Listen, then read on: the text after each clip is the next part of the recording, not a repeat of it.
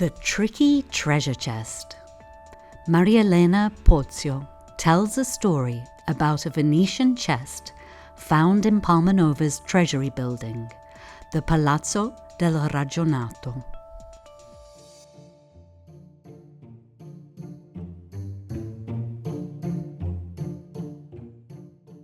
One morning in 1598, inside Palazzo del Ragionato, the treasure stood before an extraordinarily constructed object which had been made in Venice. It was an iron treasure chest, and it had a false wooden base hidden inside it. It also contained all the money needed to pay the men who built and maintained the city's defences. Oh, the Venetians really are unbeatable when it comes to security, he exclaimed, admiring the clever craftsmanship.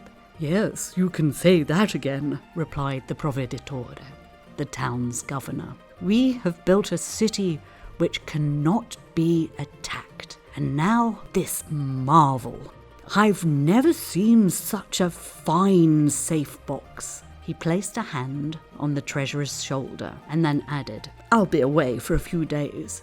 So now that the work on Porta Aquilea has been completed, remember that you must pay the men today. We're already a week late, and I don't want them complaining. Yes, I'll see to it, the treasurer replied. This particular chest couldn't be opened with a key, but by a sequence of 8 secret mechanisms. When it was time to open it, the treasurer stood before the safe and stared at its decorated lid. The different decorative figures were actually the combinations to open the chest. Each of them had to be turned to the right, left, or pressed down in a specific order. Unfortunately, at that moment, the treasurer's mind was completely blank. The lion. Do I turn that to the left? No, to the right. He turned it. Nothing happened. Oh, silly me. I should have started with the leaf-shaped carving, or maybe with the padlock. He tried a different combination, but the mechanism didn't move. The treasurer started to break out in a cold sweat as the sound of the workmen assembling outside the building grew louder. Builders and stonemasons stamped their feet, waiting for their pay. They began to shout, Oi, we've finished our work, called one with his fist raised in the air. Yeah, we want our money, called another. However, the treasurer was completely flummoxed. He stared at the safe, trying to remember the combination, but without success. What's going on, sir? Asked the housekeeper as she tidied the room. What's happening is that I've forgotten the combination. I knew it this morning like the back of my hand, but now, poof, it's gone. Hearing the desperation in his voice, the woman came closer. If I may be so bold, sir, the Proveditore always writes everything down. Oh, you're absolutely right. Why didn't I think of that?